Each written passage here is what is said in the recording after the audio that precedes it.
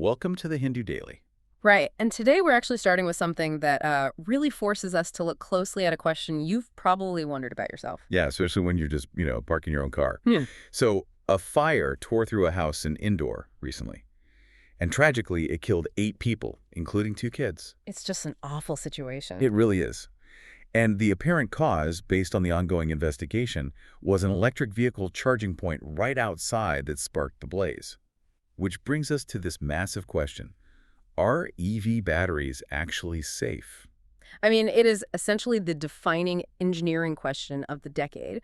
Almost every EV on the road runs on lithium-ion batteries. We're talking about the exact same underlying chemistry that powers the smartphone in your pocket, just, scaled up exponentially. Right. And statistically, when they are managed correctly, they're incredibly safe. But the core issue in these extreme cases, like the Indore tragedy, comes down to this specific phenomenon known as thermal runaway. Right, because an EV battery isn't just like one giant block of energy. Yeah. It's a metal casing packed with thousands of individual smaller cells. Exactly. Normally, the vehicle's onboard computer, the battery management system, is constantly monitoring and regulating the temperature. But if even a single cell overheats, it can trigger this violent chain reaction, and it just completely outpaces the car's cooling system. Precisely. And the mechanics of that failure are honestly terrifying. When that single cell hits a critical temperature, the chemical components inside just break down. Which is where the real danger starts, right? Yeah, because this releases a toxic cocktail of gases, most notably hydrogen fluoride. And that gas creates a highly flammable vapor cloud inside the battery pack. It essentially lays the groundwork for a massive fire. I picture it like a tightly packed box of dominoes. That's exactly what it is. If one domino falls over, or, in this case, ignites, and you don't have thick enough barriers between them, the heat just transfers immediately. The whole box goes up. And this doesn't just happen out of nowhere, right? Like, the cells can be compromised by a hard physical impact to the undercarriage that deforms the casing. Sure, or it could be a damaged third-party charger that's forcing electricity into the wrong places, or even heavy flooding that breaches those waterproof seals. So how is the industry actually responding to this? Well, the engineering response is where the science gets really interesting. Most current EVs use liquid coolants pumped through tubes, but researchers are developing evaporative cooling technology. Oh, wow. How does that work? So instead of just circulating liquid, the coolant actually absorbs the extreme heat, turns into a gas, and then safely vents out into the air so it carries the heat away with it. That makes a lot of sense. Yeah, and manufacturers are also experimenting with solid electrolytes instead of highly flammable liquids. Plus, they're building stronger internal firewalls to isolate that one falling domino before it, hits the next one. That idea, though, that idea of an unstoppable chain reaction, where one localized catastrophic failure sparks this massive, uncontrollable outcome. Well, that's unfortunately exactly what we're watching play out on a geopolitical scale right now in the Middle East. Yeah. The cascading effects there have completely reshaped the region's map in just a matter of months. And just to be clear for our listeners, we're simply exploring the source material today to understand these complex dynamics. Right, strictly looking at the report. Exactly. So we're looking at Israel's recent ground offensive in Lebanon against Hezbollah. The human toll is already staggering. We're talking at least 1,000 people killed and an estimated 1 million Lebanese civilians displaced from their homes. 1 million people. That's just hard to even process. It is. And right now, the military operations are heavily concentrated in these rugged hilltop towns of southern Lebanon. To really understand the mechanics of this conflict, though, we have to trace the origins way back, like back to 1982. Yeah, that historical context is vital. Israel invaded Lebanon that year, with the original goal of pushing out the Palestine Liberation Organization. And in the vacuum of that war, Iran threw its backing behind a newly formed Shia militant organization. Right, and over the following decades, that group Hezbollah built itself into this massive fighting force. They eventually forced an Israeli military withdrawal in the year 2000. And knowing that history is crucial when you look at the unprecedented sequence of events just over the last few months.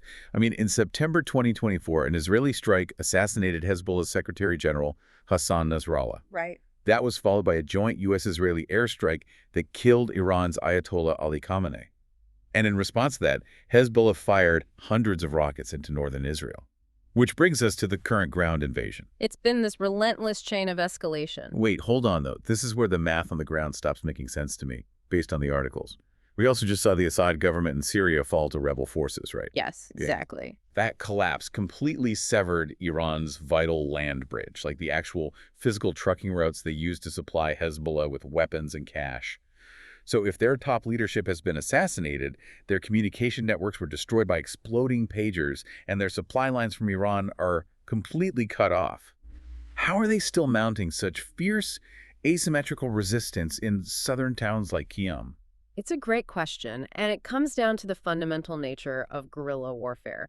You see, Hezbollah hasn't just been hoarding weapons. They've spent decades building deeply decentralized command structures. Oh, so they planned for this. Precisely for a doomsday scenario where their leadership was decapitated. While Israel's military strategy relies on overwhelming conventional force to clear a buffer zone, Hezbollah leverages these highly localized autonomous units. So they don't even need a central command to fight. No, because they know the terrain intimately. The high plateau of Qiyam, for instance, it overlooks the Hula Valley, providing a massive tactical advantage. They don't need a supply truck from Iran to hold a fortified hill they've been preparing for 20 years. Wow. But the grim reality here is that the Lebanese people are caught squarely in the crossfire of these two opposing military strategies. Yeah, the human cost is just devastating. Well, from the profound devastation of families caught in conflict zones, let's look at a completely different kind of structural shift happening in India. Right. One that is actually designed to protect and nurture the formation of new families. The Supreme Court just issued this landmark ruling striking down Section 64 of the Social Security Code. This is huge. It fundamentally changes maternity leave for adoptive mothers. Because the old rule was incredibly restrictive, right? Incredibly. Under a 2017 amendment, the law stated that an adoptive mother was only entitled to 12 weeks of paid maternity leave if the child she adopted was under the age of 3 months. And if the child was older than 3 months? She got absolutely nothing. 0 paid leave. That's wild. But the Supreme Court has now completely erased that age limit. Adoptive mothers get the full 12 weeks, regardless of how old the child is. And when you look at the statistics in our deep dive today, that old 3-month limit was essentially a ghost law anyway. It applied to almost no one. Yeah, the data is really striking here. One of the mothers who challenged this provision brought the actual numbers to the court. Less than 5% of all adopted children in India are under 3 months old.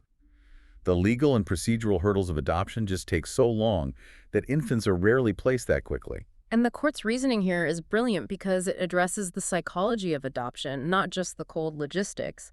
The justices explicitly stated that motherhood cannot be defined solely through the narrow lens of biology. Right. They looked at the science and noted that older adoptees' children who have spent months or years in orphanages often arrive with elevated stress hormones. It makes complete sense.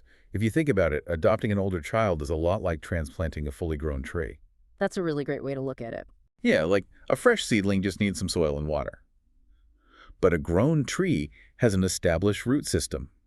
When you uproot it and move it to a completely new environment, it goes into shock. Absolutely. It requires intense time, care, and absolute stability to take root again. Expecting a mother to bond with a traumatized toddler without any paid leave was completely illogical. Exactly. And the court recognized that older children might actually require more time to foster an emotional bond, not less. Do they mention anything about fathers in this ruling? They did, actually. The ruling went a step further, urging the government to seriously consider formalizing paternity leave as well, acknowledging that building a family requires shared parenting. It's a massive legal validation that family is built on time and presence. That's a powerful shift. Now, this legal redefinition of what constitutes a family brings us to our profiles section. And we are looking at a prominent American political figure whose entire worldview is anchored in his own strict definitions of traditional family and cultural heritage. We're talking about Tucker Carlson. And again, just impartially looking at the source profiles here, his trajectory over the last few years is unlike anything in modern American media. Right, because he was dismissed from Fox News in 2023. At the time, he was pulling in roughly 3.5 million viewers a night. Which is massive for cable news. But then he launched an independent show on X, the platform, formerly known as Twitter, and his debut episode garnered an estimated 120 million views. 120 million. Yes, he has cultivated an audience scale that bypasses traditional media gatekeepers entirely. And his specific political ideology is incredibly difficult to map onto traditional party lines. Like, he is fiercely anti-war, to the point where he heavily lobbied Donald Trump against launching military strikes on Iran, which reportedly caused a rift between them. Right. He routinely attacks corporate greed and market capitalism, arguing that an economic system just isn't worth defending if it destroys working-class families. But simultaneously, driven by a very specific interpretation of his Christian faith, he maintains a strict anti-migration and anti-abortion stance. He also routinely challenges foundational pillars of U.S. foreign policy. Yeah, I read that he frequently asks high-profile politicians these really provocative questions about unconditional military support for Israel. He demands to know where it is written that such support is an obligatory moral or religious duty for Americans. He does. He constantly pushes those boundaries. But I have to ask about the sheer paradox of his audience. You have a commentator who is routinely labeled by some progressive critics as a white nationalist, and then by some conservative critics as an Islamist sympathizer due to his stance on the Middle East. How does someone with those conflicting labels manage to hold together such a colossal bipartisan audience? It is a wild paradox. He does it by framing every issue through the lens of what he calls moral clarity. He taps into this deep, universal frustration with the political establishment. So it's an anti-establishment thing. Exactly. When he attacks defense contractors, forever wars, and corporate monopolies, he pulls in viewers who traditionally lean left. Oh, I see. But when he pivots to asserting cultural heritage, traditional family structures, and closed borders, he locks in the populist right.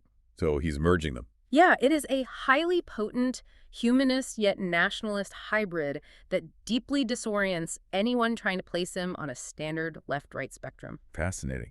Now, one of Carlson's frequent targets is the use of broad economic sanctions as a tool of U.S. foreign policy. And looking at the real-world mechanics of how those sanctions actually operate, we turn to an island nation currently plunged into total darkness: Cuba. The situation on the ground in Cuba has reached a critical breaking point. The country's entire national electricity grid collapsed. We're talking about leaving roughly 10 million people without any power whatsoever. That is just unimaginable. 10 million people in the dark. And you have ordinary citizens dealing with food rotting in warm refrigerators, hospitals struggling to keep essential machines running, and this stifling tropical heat with absolutely no fans or air conditioning. And this isn't just a sudden glitch, right? The root cause is entirely structural. Cuba's power generation is incredibly fragile. They rely on imported oil for 83% of their electricity. And that oil pipeline has practically vanished. Venezuela, which used to prop up the Cuban grid, cut its supply to zero amid its own crises. Right. Then Mexico halted its shipments after the Trump administration threatened massive punitive tariffs on any nation caught selling crude to Havana. But right now, based on the reports we're reading, we are seeing a direct high-stakes defiance of the U.S. energy blockade. Two massive ships, a Russian-owned tanker carrying 730,000 barrels of crude oil, and a Chinese-owned vessel, are currently steaming toward Cuban ports. This is really the culmination of 6 decades of economic coercion. It started with the initial 1962 U.S. blockade and was heavily exacerbated during the 1990s special period when the Soviet Union collapsed and took its economic subsidies with it. It's just a tragic cycle for the people there. What we are witnessing is the ultimate weaponization of energy. Superpowers sit in boardrooms, issuing executive orders and engaging in high-level diplomatic standoffs. But it is the ordinary Cuban family sitting in the dark, trying to keep their children cool, who ultimately absorbs the absolute brunt of these geopolitical maneuvers. It's a stark illustration of how energy really dictates sovereignty. And while Cuba is starved for fuel due to global isolation, the world's largest actual reserves of energy in the Persian Gulf are actively being bombed. Yes. We are seeing a very dangerous escalation in the Gulf. Israel recently launched a targeted attack on Iran's South Pars gas field. In response, Iran retaliated by striking energy facilities across the region, including inside Qatar. And to understand why this is terrifying for the global economy, you really have to understand the geography of the North Field and South Pars Reservoir. It is a single, massive geological formation sitting right beneath the maritime border of Iran and Qatar. It is huge. It holds over 1,800 trillion cubic feet of usable natural gas. Just to put that in perspective, that one reservoir alone could supply the entire planet's energy needs for 13 straight years. It's basically a giant underground milkshake, and there are two straws dipped into it. Yes, that's the perfect way to visualize it, and the geopolitics basically determine who gets to drink. Exactly. Qatar holds one straw, and they used it to build Ras Laffan, which is this sprawling industrial metropolis that processes a fifth of the world's liquefied natural gas. It literally turned Qatar into one of the wealthiest nations on Earth. Meanwhile, Iran holds the other straw. But because of relentless U.S. sanctions, a giant clamp has been placed on it. Iran is entirely embargoed from the global market, meaning they can only use their side of the field for domestic power. And when missiles start flying over that milkshake, the economic shockwaves hit India almost immediately. India relies on Qatar for 47% of its total LNG imports. Almost half. Right. And the recent Iranian retaliatory strikes managed to knock out 17% of Qatar's total LNG export capacity. That sounds like a recipe for a massive price hike. Oh, absolutely. The global energy market operates on incredibly tight margins with very limited strategic reserves. Even a short-term disruption of 17% means immediate scarcity, which translates directly to highly elevated gas prices for the average Indian consumer and the manufacturing sector. Global energy shocks clearly destabilize economies. But turning to our science section, we are looking at literal physical shocks that threaten the actual foundations of India's rapid development. There's a massive fight happening right now over earthquake safety. The controversy centers on the Bureau of Indian Standards, or the BIS. They recently withdrew a highly anticipated, updated set of earthquake construction codes. And this wasn't just some random update, right? This came after a massive multi-year study commissioned by the National Disaster Management Authority and IIT Madras. Exactly. The scientists concluded that India's current seismic risk assessments, particularly along the Himalayan belt, are drastically underestimated. Let's break down the science of this for a second. Currently, India's safety codes use a zoning map where Zone V represents the highest danger level. But the IIT scientists looked at centuries of fault line stress and soil conditions, and they proposed something called a peak ground acceleration, or PGA, of up to 0.75 G in certain areas. And they even said we need to create a new extreme Zone 6. So what does a PGA of 0.75 G actually mean in real terms? And understand it, imagine the solid ground beneath a building suddenly accelerating laterally at 75% the speed of gravity. Whoa. It is an incredibly violent whipping motion. It is enough force to snap traditional structural steel and just pulverize concrete. The scientists are arguing that the current building codes are abysmally low and leave millions of people living in structures that will simply pancake in a major Himalayan rupture. But the government pushed back hard on this. The cabinet secretary actually ordered the BIS to withdraw the new codes, and this reveals a brutal public policy tightrope. It does. On one hand, you have the probabilistic models of structural engineers demanding maximum safety. On the other hand, you have the immediate, finite budgets of a developing economy. It is an agonizing trade-off. A government official laid out the math plainly. If you enforce these highly stringent Zone C codes nationwide, the amount of specialized steel and high-grade cement required for every single project just skyrockets. So it's about the cost. Entirely. In practical terms, where a local municipality previously had the budget to build 4 schools for its villages, under the new safety codes, they can only afford to build 1. It's a terrifying gamble with public safety versus public development. Now, from the physical foundations of our buildings, we turn to the spotlight section to examine the structural foundations of Indian society and caste politics. Political parties across the spectrum recently marked the 92nd birth anniversary of Kanshi Ram. Kanshi Ram is arguably one of the most consequential political architects in modern Indian history. In 1978, he founded BAMCF, the All India Backward and Minority Communities Employees Federation. And he had a really unique approach to organizing, didn't he? He did. He brilliantly organized educated government employees to fund and build a grassroots movement. He later founded the Bahujan Samaj Party, the BSP. His ultimate achievement was fundamentally transforming Dalit politics. From what I read, he took marginalized communities who were historically treated as mere vote givers for legacy parties like the Congress and organized them into actual power getters. Exactly. This mobilization directly resulted in Mayawati forming multiple governments in Uttar Pradesh. His central demand was proportional representation. The idea that political power should be distributed exactly according to population size. Today, every major party echoes that exact sentiment. Rahul Gandhi even wrote a letter to the Prime Minister urging the government to award Kanshi a posthumous Bharat Ratna. Which really highlights his enduring impact. But here is the massive political contradiction I want to look at.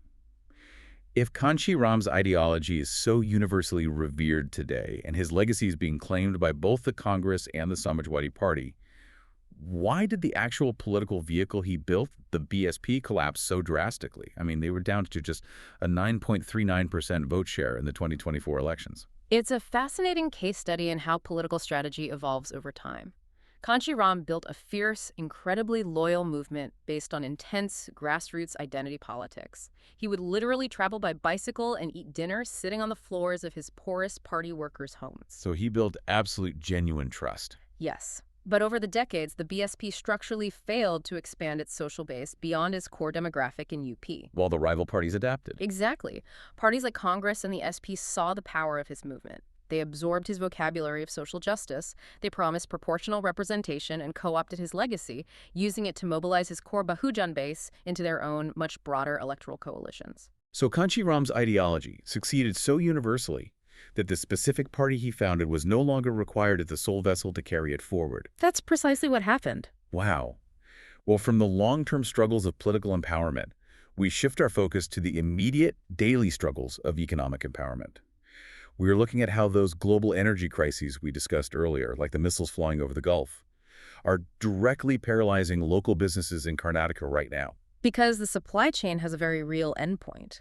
Right now, Bengaluru's 40,000 eateries are facing a crippling shortage of commercial LPG cylinders due to the shipping disruptions and tensions in West Asia. And the irony of this happening in Karnataka is just striking. It really is. The state is a national powerhouse for renewable energy. They have an installed capacity of over 36,000 megawatts, with more than 20,000 of that generated by clean sources like solar and wind. Yet the moment the fossil fuel supply chain hiccups, commercial kitchens across the city are forced to shut down. It sounds totally absurd on paper. You have a grid flooded with clean energy, but a local vendor can't fry a dosa with it. Right. But when you look at the physics of a commercial kitchen, the barriers are massive. These small eateries operate on razor-thin margins in cramped, rented spaces. To cook food at scale, they need the instantaneous, high BTU adjustable heat that you can only get from firing up multiple LPG burners simultaneously. And solar panels obviously can't generate that kind of direct, concentrated bulk heat. What about induction, though? Like just plugging in an electric stove? Well, if an eatery wants to switch to electric induction stoves, they can't just plug them into a standard wall outlet. They would need to completely rewire the building to handle massive electrical loads. That's an infrastructure upgrade that landlords refuse to pay for and tenants just can't afford. So it's a structural bottleneck. Exactly. This perfectly illustrates the last-mile problem of the green transition. We have successfully greened the macro grid, but the end-user infrastructure, the actual stove inside a 200-square-foot kitchen, remains physically and economically trapped in the fossil fuel era. Now, there are rare exceptions, like Adamya Chaitana's massive community kitchen in Bengaluru. They produce 72,000 meals a day using localized biomass briquettes instead of LPG. But that requires a massive physical footprint, scale, and upfront capital investment that a corner tea stall simply does not possess. Right. It's a great model, but incredibly hard to scale down to the street level. Exactly. Well, from the physical geography of modern supply chains, let's move to our magazine section to explore the shifting mythological geography of ancient India. There is a fascinating historical detective story surrounding the lost kingdom of Ravana. Oh, this is a brilliant piece of history. So if you visit Ratanpur Fort in Chhattisgarh, you will find a rare, intricately carved sculpture of Ravana dating back to roughly 1000 CE. And the fact that this ancient artifact is located in central India, a region referred to in ancient texts as Dakshina Kosala, adds weight to a highly debated historical theory. Right. The theory that proposes the legendary Lanka of the Ramayana was not the modern-day island of Sri Lanka, but was actually located deep within the dense forests of central India. And when historians look closely at the original ecological clues embedded in Valmiki's Ramayana, the geography aligns perfectly with central India. Yeah, the ecology is the real giveaway here. The text repeatedly describes vast forests of Sala and Ashoka trees surrounding Ravana's kingdom. From a purely botanical standpoint, Sala forests do not grow in southern India. And they certainly don't grow in Sri Lanka. Exactly. They are entirely native to the central and eastern Indian forest belts. So, if the ecology points to central India, why does every modern map and cultural tradition universally associate Ravana's Lanka with the island nation of Sri Lanka? Because geography is often rewritten by the victors. Around 1000 CE, the powerful Chola dynasty from southern India was locked in a fierce, protracted military conflict with the kings of Sri Lanka. Ah, so there's a political motive. Always. To legitimize their brutal conquests and rally their subjects, the Cholas needed a mythological justification. So they initiated this massive political rebranding campaign. They equated their Sri Lankan enemies with the Rakshasas of the epic, effectively moving the location of Ravana's Lanka southward in the public imagination. It's essentially a multi-generational game of historical telephone. That is exactly how human mythology functions. The actual physical map gets erased, the rivers and the forests are ignored, and the geography is entirely redrawn based on the political needs and the specific enemies of whoever happens to be ruling centuries later. Traces of the original story survive in local folk songs and river names in Chhattisgarh, but the mainstream narrative was completely hijacked by medieval geopolitics. It really reveals how malleable our understanding of the past truly is. And it leaves you with a profound realization to carry with you today. The epic is never fixed. Whether we are trying to map the shifting geography of an ancient myth, debating the true legacy of a transformative political leader, or deciding which safety codes will define our future cities, human memory remembers exactly what it chooses to forget. Thank you for listening. If you want to provide suggestions, please contact on the Twitter handle given in the episode description. As always, we are eager to hear what our listeners want to be informed about. We wish you a great day.